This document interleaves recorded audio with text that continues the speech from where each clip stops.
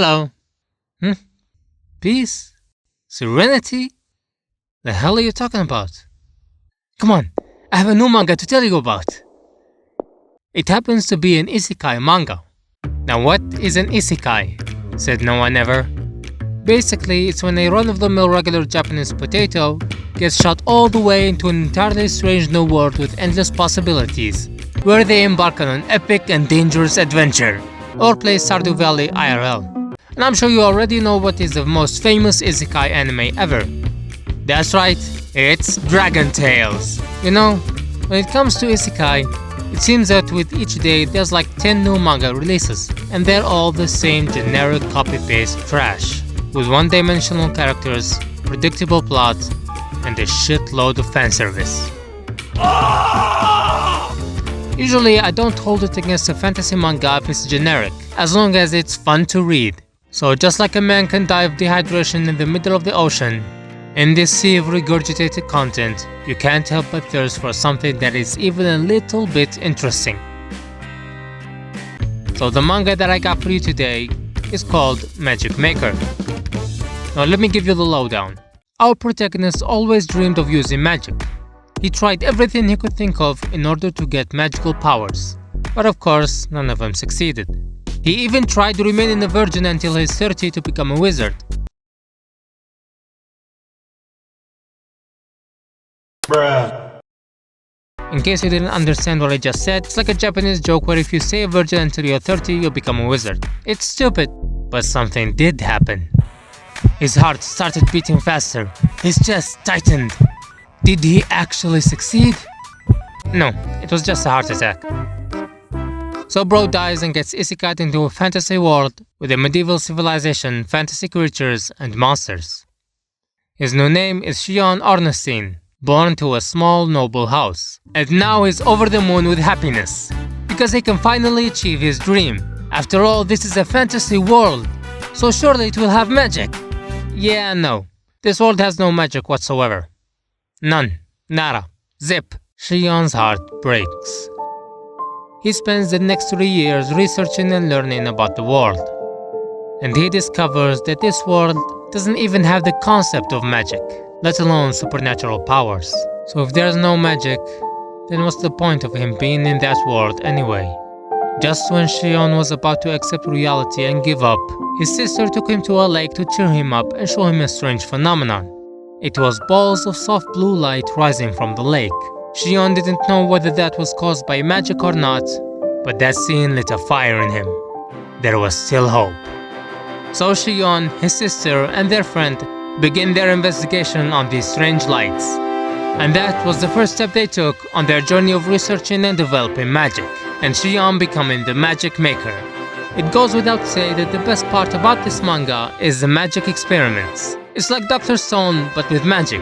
Actually, no, that's a bad example, since Senku actually knows what he's doing and what the results will be. On the other hand, these guys are navigating in the dark, which makes it so good, because usually how these manga go is you have an MC who gets isekai'd from modern day Japan, who uses their knowledge to bring technology from their previous world to life. The process may be hard, but them and us already know what the outcome will be.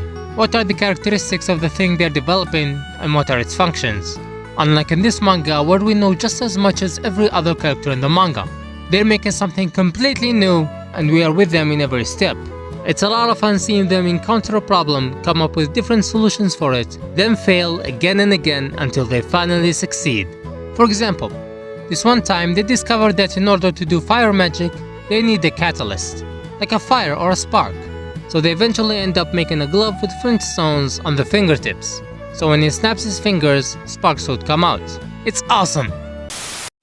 We interrupt this program to bring you a special report. Before we continue, I just wanted to let you guys know that I'm planning to make a read in your comments / Q&A video. So if you have something to say, something to ask, or even if you just want to say hi, here's your chance. Just write what you want in the comments below and make sure to write #MangaB, just so I would know if you actually want to be featured in the video. And one last thing, I see that you forgot to press the like button. So, why don't you go ahead and take care of that now? I'll wait. Make sure to double check. Done? Good. That's all. Another good thing about this manga is that Shion doesn't do all this research alone. He gets a lot of help from his family and friends. This allows the other characters to have more time under the spotlight. And that's a good thing because they are all likable. Shion's sister trains very hard with her sword in order to be able to protect her little brother and everyone else. Their mother is just a regular old Isekai mama, very lovable and very... あらあらまあまあ。 Their father, Gawain, is understanding and very strong with the sword. My favorite thing that happened in the manga was when he joined the magic development. Although he was very wary of magic and thought it was dangerous, he still helped his son, all so that he can look after him and support him at the same time. Seeing him become as excited as Shion when experimenting was hilarious. It also helped progress the story in a way that made sense. The next character is Glast, the blacksmith. He's Gawain's best friend and he plays a very big role in the story. After all, he's the one that brings Shion's creations and ideas to life. And is probably my favorite character. The last character is Rose. So far, I didn't see enough of her for me to have something to say about her, but I like her. The world itself has a lot of mystery surrounding it. Since we already established that creatures which we deem magical such as fairies, gnomes and goblins do exist in this world, and we know that they have magical energy surrounding them. Does this mean they're able to use magic? And if they are, how come nobody noticed this before and tried to research it? Or maybe, there are people who did that and we just don't know yet. And speaking of monsters, their designs are pretty damn good. Although the art is pretty good overall, it shines best with the monster designs. And of course, you can't have a magic isekai without some badass fights against monsters, and this manga has some pretty intense battles. But I'll leave that for you to see for yourself.